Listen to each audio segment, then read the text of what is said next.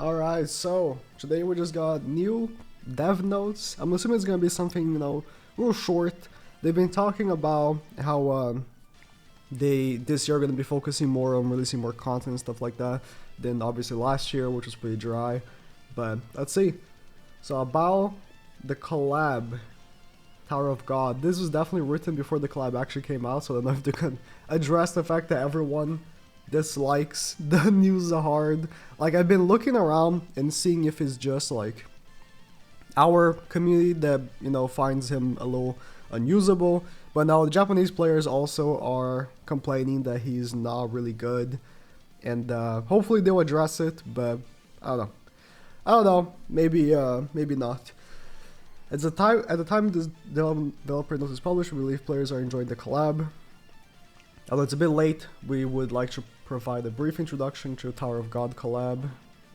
I mean, they're just introducing what Tower of God is.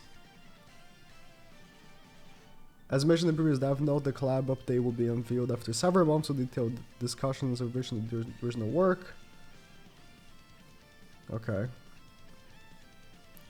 In this way, although a large number of development personnel will be invested in the collaboration update for over a long period of time, many players are concerned about the fact that characters with different worldviews will be joining the world of Grand Cross, and new bosses and content will appear. We always have fun preparing for collaborations because people are having fun with them. Do people care if, like, oh, this collab is from Korea, not Japan? I don't think so. We are planning various collaborations in 2024. Hope so. I hope dude, I really hope they bring back Slime. I mean, I would love for them to rebuff, or not rebuff because they have buffed him before, but to buff Rimuru. Although he's already pretty good, just give him like a minor stat buff. It doesn't have to be anything great. Like, if they just went ahead and gave Rimuru, like, just look at him right here, a little more juice, right? A little more pierce for his card to hit a little bit harder, more defenses. This character would be like amazing again. Even though Unknown is kind of like, I don't want to say in the dirt because they're still usable. They get demolished by Melee. That's the thing, right?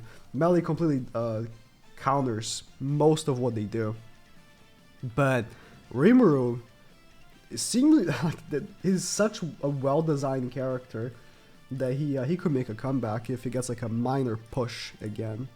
But we'll see. I mean, if Slime comes back this year, we can have a few of the characters that people have been waiting for.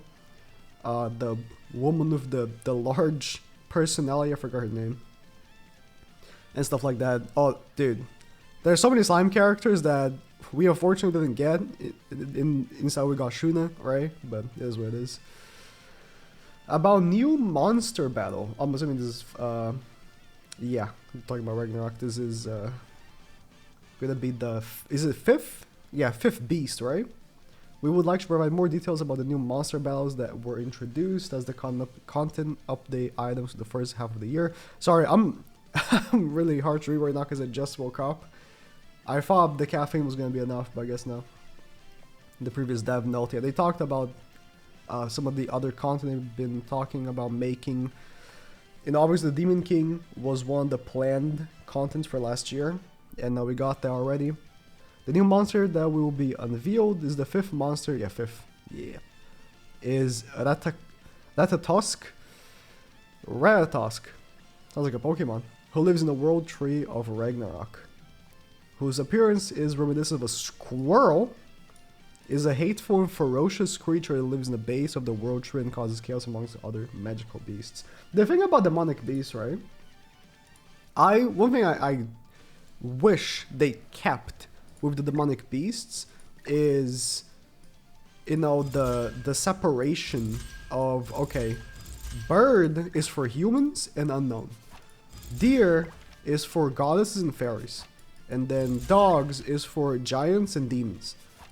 But obviously because they have to keep making new beasts, or they don't have to, but they want to, they stop doing that now. Like, it's kind of random which beast is going to be assigned to a character when they get their relic. Like, for example, like Merlin has got their relic, right?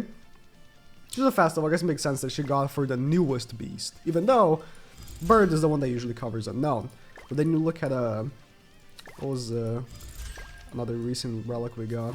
I think we got a dog one, right? Yeah, Hawk. Again, he's unknown, but he got a dog relic. And Glock is a fairy, but he also got a dog relic, which should have been like, they're old characters, right? It's not like, I mean, I guess Glock is an LR, but they're old characters, right? There's no reason why he wouldn't be deer, but oh well. That just means like every new relic that comes out after this new beast is gonna be from the new beast, and if it's really hard, they're gonna be very hard to acquire. So keep that in mind. Like even if it's like some odd relics, you know, like if they finally decided to release like a Death Pierce relic, it's gonna probably, if it's at the beginning of the life cycle of the new beast, it's gonna be for the new beast. Unless they decide not to. Sometimes they do. But befitting the setting of Retatosk, it has been developed as a monster battle with a new battle pattern that requires a different strategy from previous monsters. The strategy from the previous monsters was you wait for the banner that has the character that says in X battle, and then you win. As long as you have that character, you win. That's the strategy from the previous monsters. I highly doubt this is gonna be any different. Also, unlike it's small and cute, it's small, okay. Is expected to display powerful and varied fighting patterns. Along with the addition of the new beasts, a new material for making sacred objects, obviously. The new monster is currently undergoing battle pattern testing and difficulty balance adjustments. I would not... Yeah, okay. The goal is updating between March and April. I would not expect this to come out even this month. Maybe March. Yeah, either March or April. I would expect April. If they're saying March or April, between March and April, I expect April. So, no worries there. If we do get new relics beforehand, it's not going to be for a new beast, which is good. Improving the acquisition of training materials. See, training materials... Okay, True Awakening. I was gonna say training materials are alright. Like, you're talking about awakening the characters, like pendants. Yeah, there's like an annoyance there, but I don't know. Maybe my view is different because of how I play the game, as in I pay. But I don't see pendants as a looming threat to everyone because it depends on how you perceive the game. If you're a free-to-play player that really wants to max out every character, yeah, pendants are going to be a big problem for you because, you know, maxing out every character is going to take so many. But if you just want to max out the better characters and, you know, in general, focus more on the characters that are going to give you more box CC, stuff like that, I think managing the pendants is easier. If you're doing all of the resources that give you pendants every single time they're available, you know, if you're really diligent about it, it's not horrible because I just know from, you know, the pendants I get for free. But yeah, if you're like a high tier free-to-play player that really wants to like push the limits of the game, pendants are horrible for you. They're a terrible system. They're a terrible system because you need so many. But yeah, I see a lot of free-to-play players that say, oh, pendant, I have like 600 pendants, what are you guys talking about? Like, yeah, you're probably not awakening many characters, are you? But yeah, that's what I'm saying. It depends on what kind of player you are. The pendants are going to be an issue for you, or not, depending. But yeah, with the appearance of a UR character of rarity when first acquired, we have received positive feedback, I disagree, from those who enjoyed the appearance of a higher class character. Everyone hated that, dude. Everyone hated that he needs more materials for no reason. Maybe the Japanese players are different. I don't know, but I pay attention to what the community thinks, you know? What the majority of the community thinks. And people are like, dude, why does he cost more? Even though he's the same rarity. It makes no sense. Yeah. And who say that this... With the addition of True Awakening and related training content, new goals have been created. There were some people. Thank you, Google Translate. However, with the addition of UR and True Awakening, we see feedback that it was too difficult to acquire materials that they felt pressured. Yeah, True Awakening, dude. The problem with True Awakening is that it's just too much stuff for not that much of a buff, you know? Like, you look at it, fighting the DK battle, you need to fight him so many times. So many times. So people are like, oh, but then you get enough materials to get multiple race characters. Dude, if you play this game, you cannot tell me this with a straight face. Either you're playing Sins, which fair enough, those are different race characters, or you're playing a mono race team. If you're playing a mono race team, you need to beat that stage so many times. If you're playing demons, if you're playing unknown, if you're playing humans, if you're playing goddesses, you need to beat that stage so many times to keep getting same race like materials. And each time you beat it, it costs an SSR coin or 15 SR coins. If you're a free-to-play player, that's a pretty tall task, or sorry, pretty tall charge fee for one entrance, given how many times you have to beat it. So, you know, yeah, the materials like this thing are annoying. You have to trade SA coins for it or buy with coins. And LR coins, whatever. LR coins are not that big of a deal, I don't think. You know, they're giving a good amount now. But the other materials are pretty annoying.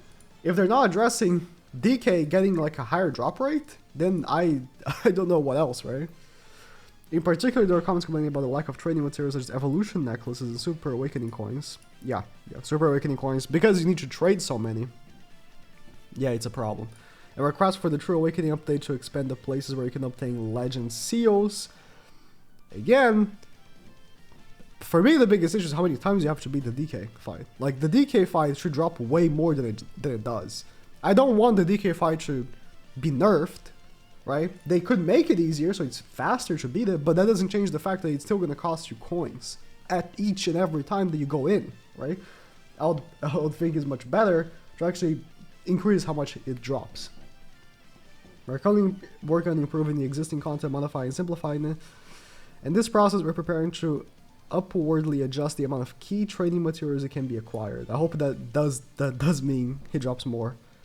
However, it is difficult to immediately expand the resource acquisition by adding or improving content.